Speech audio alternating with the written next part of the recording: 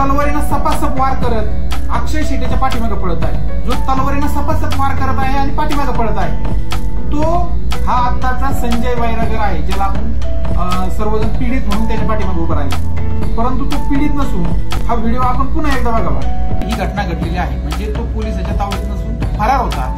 त्याच्यावर साधारणपणे 1 ते 2 महिन्यापासून गुन्हे दाखल आहेत, परंतु तो पोलिसांना मिळून येत नव्हता. तो वॉन्टेड होता पोलिसाच्या नजरेमध्ये. आणि याच्यावर सोनई परिसरामध्येच खंडणीचे गुन्हे आहेत, रस्ता लूटचे गुन्हे आहेत, त्यामध्ये हप्ते जमा करतो हा, त्याच्यावर असे गुन्हे आहेत. संजय हा काहीतरी बटन किंवा अशी काहीतरी एक नशेची गोळी आहे, जिचं सेवन करून त्याला नशा येते आणि त्याच्यानंतर हा समोर कोणत्याही व्यक्तीवर हल्ला करतो किंवा खंडणी मागतो, काहीही करतो. त्याला जय शिवराय, जय भीम. आज लाईव्ह येण्याचं कारण म्हणजे सोनईत जे जातीय वातावरण निर्माण करून जातीय तेढ निर्माण करण्याचा जो प्रयत्न होत आहे, त्या संदर्भात मला यात बोलावंच वाटू राहिलं. कारण की जी गावातली परिस्थिती ती खूप वाईट होत चाललेली आहे, ती आम्हाला बघवत नाही. या व्हिडिओच्या माध्यमातून मी आदरणीय बाळासाहेबजी आंबेडकर असतील व इतर अनेक चळवळीतले मान्यवर आहेत, ज्यांनी सोशल मीडियाच्या माध्यमातून या ठिकाणी व्यक्त झालेले आहेत, त्या ठिकाणी भेट दिलेल्या आहेत. आणि या प्रकरणात लक्ष घालून ज्यांनी आपले मनोगत व्यक्त केले, अन्यायाविरोधात या सर्व सन्माननीय लोकांनी आक्रोश केला, आपली भूमिका मांडली, ती योग्यच आहे. आणि त्याचा आम्ही आदर देखील करतो की आपण वेळोवेळी अशा पीडित लोकांच्या पाठीमागे खंबीरपणे उभा असता आणि आपल्यामुळेच बराचसा समाज हा सुरक्षित आहे. खऱ्या अर्थाने आपलं खूप मोठं योगदान आहे या समाजामध्ये. परंतु ज्या स्थानिक लोकांनी तुमच्यापर्यंत ही माहिती पोहोचवलेली आहे, संजय बाबतीत जी माहिती पोहोचवली, खऱ्या अर्थाने या प्रकरणाविषयी खरी वास्तविकता लपवून ठेवून खोटी माहिती तुमच्याकडे चुकीची माहिती देऊन या सन्माननीय नेत्यांना ही माहिती चुकीची देऊन तुमचा या ठिकाणी वापर केला जात आहे. आता मी जी माहिती घेतलेली आहे किंवा माझं या ठिकाणी होम पिच आहे सोनई गावामध्ये, तर माहिती घेतल्या असता वैयक्तिक माझा आणि हा संजय वैरागर या व्यक्तीची कुठल्याही प्रकारे दुश्मनी नाही. माझा आणि त्यांचं आतापर्यंत कधी बोलणंही नाही. परंतु गावातील वास्तविकता या ठिकाणी मी समोर मांडत आहे. मी जी माहिती घेतलेली आहे किंवा मला आजपर्यंत कळलेली माहिती, संजय वैरागर यांच्यावर सोनई पोलीस स्टेशनच्या अंतर्गत गंभीर स्वरूपाचे गुन्हे दाखल आहेत. त्यामध्ये संजय वैरागर एकदा अटक झाल्यानंतर पोलिसांच्या तावडीतून पळून देखील गेलेला आहे. त्यानंतर पोलिसांनी त्याला पुन्हा पकडलं देखील होतं. ज्या वेळेला ही घटना घडली त्यावेळेला तो 2 गुन्ह्यामध्ये फरार देखील होता आणि त्यानंतर ही घटना घडलेली आहे. म्हणजे तो पोलिसाच्या तावडीत नसून तो फरार होता. त्याच्यावर साधारणपणे 1 ते 2 महिन्यापासून गुन्हे दाखल आहेत, परंतु तो पोलिसांना मिळून येत नव्हता. तो वॉन्टेड होता पोलिसाच्या नजरेमध्ये. आणि याच्यावर सोनई परिसरामध्येच खंडणीचे गुन्हे आहेत, रस्ता लूटचे गुन्हे आहेत, त्यामध्ये हप्ते जमा करतो हा, त्याच्यावर असे गुन्हे आहेत.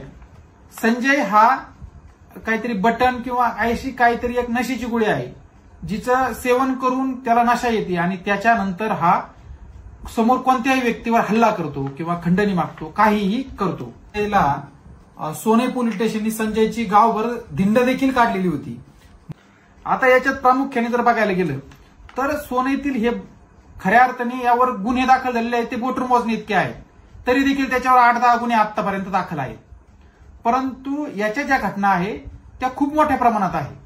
त्यामध्ये वादाला वगैरे घाबरतात अशा व्यक्तींना हा जास्त टार्गेट केलेला आहे. बऱ्याचशा दुकानामध्ये घुसून त्यांच्या नरड्याला चाकू लावून किंवा तलवारीचा धाक दाखवून, मोठा खंजीर कत्ती दाखवून हा संजय या ठिकाणी खंडणी बऱ्याचशा स्वरूपामध्ये सोनई गावामध्ये जमा करतो. यामध्ये बाहेरून आलेले कोण व्यक्ती आहेत त्यांची देखील ही माहिती घेऊन आमच्या इथे या चष्मा घर आहे जे बाहेरून आलेले एक व्यक्तीने उघडलेलं आहे, त्या चष्मा घरामध्ये घुसून त्या चष्म्याच्या दुकानदाराकडून यांनी 50,000 रुपयाची खंडणी एका दुकानातून घेतली होती. अशा कित्येक काही कापड दुकानातून खंडणी घेतली, बऱ्याचशा किराणा दुकानातून खंडणी घेतली. खंडणी घेतल्यानंतर संजय हा नशा करतो, त्यामुळं आणि हा नशेत काहीही करतो म्हणून संबंधित व्यापारी वर्ग घाबरून याच्यावर फिर्याद करत नाही. तरी काही लोकांनी डेअरिंग करून याच्यावर फिर्याद केलेली आहे. आता यामध्ये प्रामुख्याने बघायला गेलं तर यामध्ये वेगवेगळ्या 11 आरोपींची नावं या ठिकाणी टाकण्यात आलेली आहे आणि काही जबाब अंतिम असे 12 आरोपी या ठिकाणी आहेत. 7 नंबर ज्यांचा आहे अक्षय शेटे असं यांचं या गुन्ह्यामध्ये आरोपी म्हणून नाव टाकलेलं आहे. तर अक्षय शेटे, आता मी तुम्हाला एक व्हिडिओ दाखवतो, त्या व्हिडिओमध्ये बघा एक मोटरसायकल उभी आहे, 2 मोटरसायकल उभी आहे, ज्यामध्ये आपण बघितलं तर अलीकडल्या मोटरसायकलवर 2 जण उभे आहेत आणि त्यातून तो तलवारीनं सपासप वार करत अक्षय शेटेच्या पाठीमागे पळत आहे. जो तलवारीनं सपासप वार करत आहे आणि पाठीमागे पळत आहे तो हा आत्ताचा संजय वैरागर आहे, ज्याला आपण सर्वजण पीडित म्हणून त्याच्या पाठीमागे उभं राहिला. परंतु तो पीडित नसून हा व्हिडिओ आपण पुन्हा एकदा बघावा की यामध्ये हा संजय वैरागर तलवारीनं सपासप अक्षयवर वार करत आहे. आता या वाराचं कारण काय, का अक्षयची त्याची दुश्मनी आहे का काय वैयक्तिक असं कुठल्याही प्रकारचं काम नाही. अक्षय चौकामध्ये उभा असताना हा संजय नशा करून, म्हणजे हा कायमस्वरूपी नशामध्ये असतो. संजयने नशा करून एक वयस्कर महिलेला रस्त्याने चालत जी पायी चालत होती तिला संजयने पाठीमागून कट मारला आणि संबंधित महिला रस्त्यावर कोसळली. कोसळल्यानंतर महिलेने जाब विचारला असता यांनी त्याच महिलेवर हल्ला केला आणि ही सर्व घटना अक्षयच्या समोर घडली. म्हणून अक्षयने एक माणुसकी म्हणून त्याला विचारलं, अरे बाबा तू का असं मारतो, आणि त्या ठिकाणी त्याने अक्षयला शिव्या दिल्या असता दोघांची शाब्दिक बाचाबाची झाली. त्यामध्ये कुठल्याही प्रकारचे वाद झाले नाही, वाद म्हणजे हात उचलला गेला नाही. तर शाब्दिक बाचाबाची झाल्यानंतर त्याने तो राग मनात धरून नशेमध्ये अक्षयवर हा जो हल्ला केलेला आहे, परिणामी अक्षय याने सोनई पोलीस स्टेशन येथे त्याच्यावर रीतसर गुन्हा दाखल केलेला आहे या संजय वैरागरवर. त्यामुळं त्या गुन्हा दाखल केल्याच्या रागामध्ये याने पुन्हा अक्षयवर खोटा आत्ताचा गुन्हा दाखल केलेला आहे. या गुन्ह्याच्या वेळेला अक्षय हा त्याच्या घरी होता, त्याचा आणि या आत्ताच्या गुन्ह्याचा कुठल्याही प्रकारचा काही संबंध नाही. त्यानंतर आपण ज्यांच्यावर खोटा आरोप केलेला आहे स्वप्नील भळगट, आता त्यांची पार्श्वभूमी बघत आहोत. स्वप्नील भळगट एक व्यापारी आहे, जैन समाजातून आहे, कार्यकर्ते आहेत. तर आता स्वप्नील बद्दल जर बोलायचं झालं तर ते त्यांच्या स्वतःच्या दुकानामध्ये, या ठिकाणी जे तुम्हाला शर्टमध्ये दिसत आहेत, जे काउंटर उभे आहेत, हे त्यांच्या स्वतःच्या दुकानाच्या मध्ये आहे. ज्या वेळेला घटना घडली त्यावेळेला ते ह्या दुकानामध्ये आहे आणि त्यांचं याच्यात त्यांचं देखील बोगस नाव ओढलेलं आहे. हा झाला स्वप्नील भळगट यांचा या रोल. आता यामध्ये आपण बघणार आहोत महेश दरंदले, ज्यामध्ये 5 नंबरला त्यांचा आरोपी म्हणून नाव टाकलेलं आहे. आता महेश दरंदले यांचा व्हिडिओ आपण बघूयात. हे जे मोटरसायकल लावून या ठिकाणी आलेले आहेत हे महेश दरंदले आहेत. हे बघा यामध्ये स्पष्ट दिसत आहेत जे पायी चालले. आता ते कुठे गेले तर समोर हे बघा सोनई महादेव मंदिरामध्ये आमच्या सर्व मित्र परिवाराच्या वतीने या ठिकाणी महादेव मंदिरामध्ये पंगत असते महिन्यातून 2 वेळेला. तर त्या पंक्तीचा या ठिकाणी भाविक भक्तांना वाढण्यासाठी आणि या सेवा देण्यासाठी हा महेश दरंदले दर वेळेला या महादेव मंदिरामध्ये जात असतो. तर त्या ठिकाणी वाढण्यासाठी तो गेला आणि सेवा देण्यासाठी गेल्यानंतर त्याच ठिकाणी तो साधारणपणे 3 तास होता आणि ते सर्व फुटेज आमच्याकडे आहेत. तरी देखील त्याचं नाव या ठिकाणी खोटं टाकण्यात आलं या गुन्ह्यामध्ये. या गुन्ह्यामध्ये सर्व आरोपी हे खोटे आहेत. या घटनेवर जी घटना घडलेली आहे त्या घटनेचा आम्ही तीव्र स्वरूपात निषेध करतो. जे कोणी या घटनेत इन्व्हॉल्व असेल आणि त्याचे जर आपल्याकडे काही पुरावे असतील तर आपण ते आमच्याकडे सादर करावे. जर यामध्ये यापैकी कुणीही सामील असेल किंवा जो कोणी असेल तर त्याच्या विरोधात आम्ही रस्त्यावर उतरायला तयार आहे. त्यांना कठोरातली कठोर शिक्षा व्हायला पाहिजे या मताचा मी आहे. तो कुणी असो, कुणालाही कायदा हातात घेण्याची या ठिकाणी परवानगी नाही. आपण सर्वजण संविधानाला मानणारे आहोत. आता यामध्ये आपण आणखी एक ज्यांच्यावर आरोप आहे असे संदीप लांडे यांच्या संदर्भात बोलणार आहोत. आता यामध्ये 11 नंबरला त्याच्यामध्ये त्यांचं आरोपी म्हणून नाव टाकण्यात आलेलं आहे. आता जर बघायला गेलं तर संदीप लांडे यांची एक मोठ्या संघटनेमध्ये समाजकार्य त्यांचं चांगलं आहे आणि या परिसरामध्ये ते वेळोवेळी मोठमोठे उपक्रम ते घेतात आणि त्या उपक्रमामध्ये ज्या ठिकाणी पीडित कुटुंबीय असेल त्या ठिकाणी विशेष म्हणजे संदीप लांडे असतील किंवा हा सर्व मित्र परिवार असेल, बऱ्याचशा वेळेला दलित परिवारावर अन्याय झाला म्हणून आंदोलन करणारे हे संदीप लांडे आहेत. आता हे संदीप लांडे श्रीरामपूर येथे सागर भुबेग यांच्या घरी बसलेले आहेत आणि त्या टायमिंगला त्यांना इथं गाडी चालवायला किंवा अपहरण करण्यासाठी दाखवण्यात आलं. आता हे त्यावेळेला श्रीरामपूरमध्ये सागर भुबेग यांच्या निवासस्थानी बसलेले आहे आणि ते गप्पा मारत आहे. तुम्ही या ठिकाणी 8 नंबर त्यांचं नाव आहे नितीन शिंदे म्हणून. आता नितीन शिंदे आता यांचं जर बघितलं तर या व्हिडिओमध्ये आपल्याला नितीन शिंदे या ठिकाणी दिसत आहे आणि ते याच ठिकाणी बराच वेळ उपलब्ध होते. आपण निळा शर्ट घातलेला नितीन शेट्टे आहे या व्हिडिओमध्ये आपण बघूया. तर याच ठिकाणी ते उभे आहे आणि त्यांचा पूर्ण व्हिडिओ साधारणपणे 1 ते 1.5 तास ते या ठिकाणी गप्पा मारित आहेत. म्हणजे यांना देखील या ठिकाणी पहिल्याच दिवशी अटक करण्यात आलं. यांना तर माहीत देखील नव्हतं की आपलं गुन्ह्यामध्ये नाव आहे. इतका मोठा गुन्हा या ठिकाणी घडलेला होता तरी देखील नितीन शिंदे त्यांच्या घरी एकदम शांततेत बसलेले होता. बसलेले असताना अचानक पोलीस आले आणि त्यांना उचलून घेऊन गेले. म्हणजे बघायला गेलं तर नितीन शिंदे यांना याची कुठल्याही प्रकारची कल्पना नव्हती आणि आज ते जेलमध्ये आहे खोट्या गुन्ह्यामध्ये. ह्या असेच आपल्याकडं प्रत्येक कुठं ना कुठं इन्व्हॉल्व आहे. सर्वांचे सीडीआर आहेत. त्या स्पॉटवर जर कुणाचा सीडीआर येत असेल तर त्याला सुद्धा अटक करावी पोलिसांनी. याचं सुद्धा मी या माध्यमातून विनंती करतो त्यांना. कारण की यामधले जे आरोपी आहेत सर्व फेक नाव टाकण्यात आलेले आहेत. तरी देखील या घटनेमध्ये आतापर्यंत 3 आरोपी या ठिकाणी हजर झालेले आहेत. आता यामध्ये सर्वात जास्त खतपाणी या विषयाला जर कोणी घातलं असेल तर त्यामधील सोनईचे माजी सरपंच राहून गेलेले आणि गडाख शंकरराव गडाख यांचे कार्यकर्ते जे यांच्यावर प्रेशर करून आणि यांनाही खऱ्या अर्थाने याच्यात एक वैरागर म्हणून सरपंच आहेत. त्यांनी यामध्ये मुद्दाम होऊन त्यांची वैयक्तिक दुश्मनी या मुलांसोबत काही कोणासोबत तरी कशावरून तरी ग्रामपंचायतमध्ये कोणावर तरी भ्रष्टाचाराचे आरोप, काहीतरी कागदावरून भांडणं, कारण की ग्रामपंचायतमध्ये ते सरपंच राहिलेले आहेत. काही त्यांच्या विरोधी गटातले असतील. भ्रष्टाचाराच्या आरोपात त्यांच्या समोर जे शाब्दिक बाचाबाची झालेली आहे अशा याच्यातील काही आरोपी असतील किंवा गावात ज्यांच्याशी वाद आहेत त्यांचे असे आरोपी जे विरोधात कुणीतरी काम करतंय असे काही आरोपी यामध्ये टाकण्यात आलेले आहेत. कारण की या व्यक्तींचे यांचे वाद आहे, वैयक्तिक दुश्मनी आहे. त्याचा फायदा घेण्यासाठी यांनी या आंदोलनाचा उपयोग करत आहे आणि या आंदोलनाला सर्वस्वी खतपाणी हा दादासाहेब वैरागर आणि शंकर गडाख हे 2 जण करत आहेत. आता दादासाहेब वैरागर यांची जर पार्श्वभूमी बघितली तर यांनी सुद्धा मिळून माझ्यावर वैयक्तिक 2 अॅट्रॉसिटी दाखल केलेल्या आहेत. मी मराठा समाजातून येतो परंतु मी कुठेही या ठिकाणी जातीय भांडवल केलं नाही, कुठेही जातीय द्वेष निर्माण केला नाही. मी स्वतः जेलमध्ये राहिलो खोट्या अॅट्रॉसिटीमध्ये. त्यामध्ये सुद्धा हा दादा वैरागर इन्व्हॉल्व होता आणि शंकरराव गडाख हे इन्व्हॉल्व होते. खऱ्या अर्थाने बघायला गेलं तर सोनई शहरामध्ये खोट्या अॅट्रॉसिटी जर कोणी दाखल करण्याचं काम करत असेल तर शंकरराव गडाख आणि त्याच्याशी हातमिळवणी करून दादा वैरागर आणि एक पवार म्हणून जो सोनई ग्रामपंचायत सदस्य आहे हे लोक करतात. या दोघांनी मी अंडर सीसीटीव्ही कॅमेरा असताना माझ्यावर अॅट्रॉसिटी सारखे गुन्हे दाखल केलेले आहेत.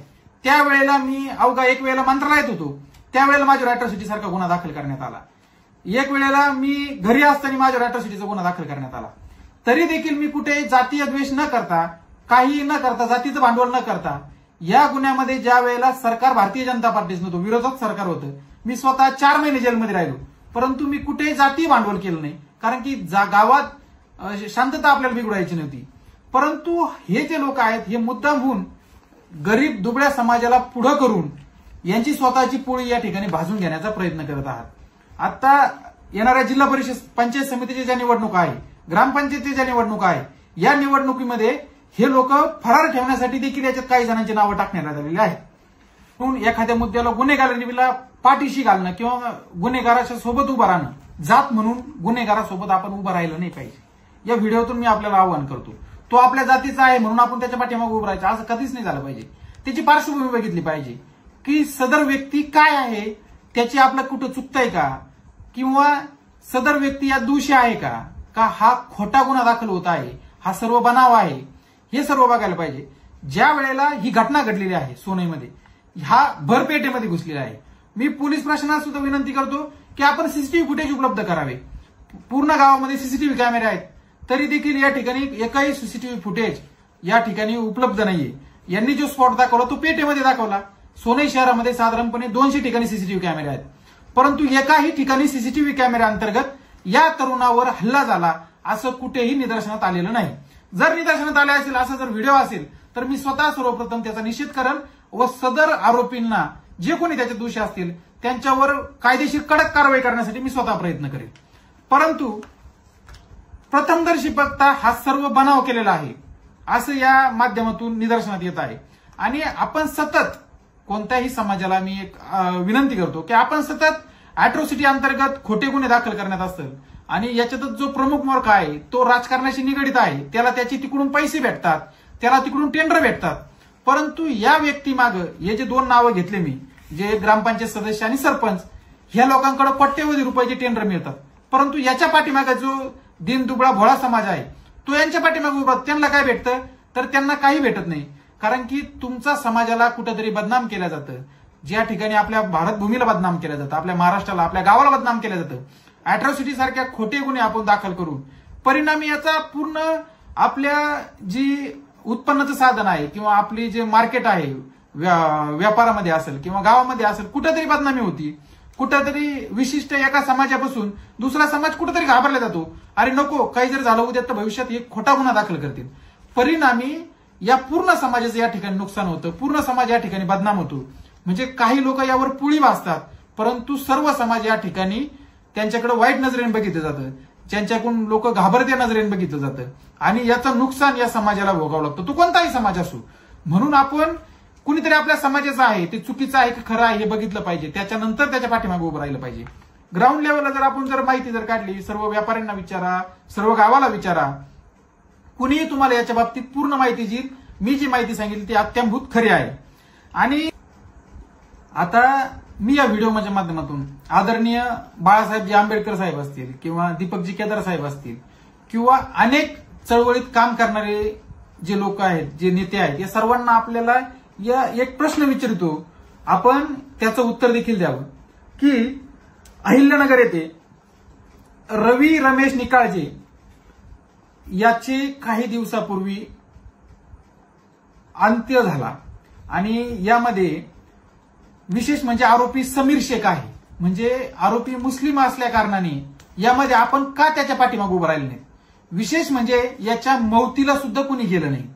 दुसरा एक आमचा मातंग समाजातील बांधव आहे, जगदाने कांबळे, आणखी 2 जण आहेत जे श्रीरामपूर मध्ये राहतात. यांच्यावर देखील साहिल शेख या आरोपींना गोरख जगदाने व साई साळवे या दोघांनाही गंभीर जखम झाली आणि त्याच्यामध्ये गौरव जगदाने याची किडनी गेलेली आहे. म्हणजे त्यावेळेला आपल्या गौरव दादाची किडनी गेली. कशामुळे गेली? तर त्याच्यावर साहिल शेख नामक आरोपींना हल्ला केला. म्हणजे आपल्या दलित बांधवावर जर मुसलमानांनी माणसं मारून टाकू राहिला आहे, मर्डर होऊ राहिले, तरी देखील यातील एकही व्यक्ती या ठिकाणी जायला तयार नाही. परंतु खोट्या गुन्ह्यामध्ये आपण सर्वजण या ठिकाणी उडी मारून समाजात तेढ निर्माण करण्याचा प्रयत्न करत आहात. आता यामध्ये जर बघितलं तर जगधने आणि कांबळे हे दोन आमचे जे बांधव आहे, या बांधवाला 2.5 लाख रुपये हॉस्पिटलचं बिल भरण्यासाठी आमचे सागर भैया बेग, त्यांचे मित्र परिवार व श्रीराम संघ श्रीरामपूर या लोकांनी 2.5 लाख रुपयाची रोख स्वरूपात मदत केली व हॉस्पिटलमधून या व्यक्तीला घरी नेण्यात आलं. हे तेच लोक आहेत ज्यांचं संघटना पूर्ण आमची या आरोपीमध्ये नाव आहे, हे त्याच ग्रुपमध्ये काम करणारे आहेत. तुम्ही यांची पार्श्वभूमी देखील घ्यायला पाहिजे. कारण की ज्या ज्या ठिकाणी मोठमोठे कार्यक्रम केले, मोठमोठे आंदोलनं केले, तर 90% आंदोलने हे दलित समाजावर होणाऱ्या अन्यायाविरोधात या लोकांनी केलेले आहे, ज्यांचे या गुन्ह्यामध्ये नाव आहे. म्हणजे कुठेतरी खरी बाजू सोडून खोट्याच्या पाठीमागे लागून तालुक्यातील किंवा सोनई गावातील राजकारणासाठी या नेत्यांचा वापर या ठिकाणी केलेला आहे. आता जर बघितलं तर या रवी भाऊ निकाळजे असतील, जे मयत झालेले आहेत, त्यांच्या मौतीला सुद्धा कोणी गेलं नाही. एकही आंबेडकर चळवळीतला माणूस त्यांच्या मौतीला गेला नाही. एकही व्यक्ती या जगधने किंवा कांबळे कुटुंबियांच्या भेटीला गेला नाही. या ठिकाणी जर कोणी उभं राहिलं तर श्रीराम संघ आहे किंवा आमचा सर्व हा बांधव आहे, हा प्रत्येक बांधव या आरोपीमधले याच्यातील 50% व्यक्ती या ठिकाणी या प्रत्येक दलित व्यक्तीच्या पाठीमागे ठामपणे उभं राहतात. आता काही दिवसापूर्वी श्रीरामपूर या ठिकाणी मुस्लिम व्यक्तींकडून एका व्यक्तीला मोटरसायकलवर बसून नेऊन नदीत फेकून देण्यात आलं. त्याची डेड बॉडी आजपर्यंत मिळालेली नाही. त्या दलित तरुणाच्या पाठीमागे देखील आम्ही सर्वजण कुटुंब उभं राहिलो. सागरभाई बेग असतील, श्रीराम संघ असेल किंवा आमचा सर्व मित्रपरिवार या ठिकाणी उपस्थित राहिला. याच्यावर कुठलेही असेल किंवा कुठल्याही चळवळीतील एकही व्यक्ती आले नाही. तर मुद्दामून हिंदूंना टार्गेट आपण का करता? हा सर्व या ठिकाणून म्हणजे ज्या कोणी हिंदू संघटनेत काम करीत असतील या लोकांना टार्गेट करण्यासाठी या ठिकाणी येत आहे. आपल्याकडे कुठेही तळमळ या ठिकाणी काही लोकांची दिसत नाही. तर आपण या ठिकाणी या लोकांनाही न्याय देण्यासाठी आपण या समोर यायला पाहिजे. या व्हिडिओच्या माध्यमातून मी विनंती करतो आपणा सर्वांना.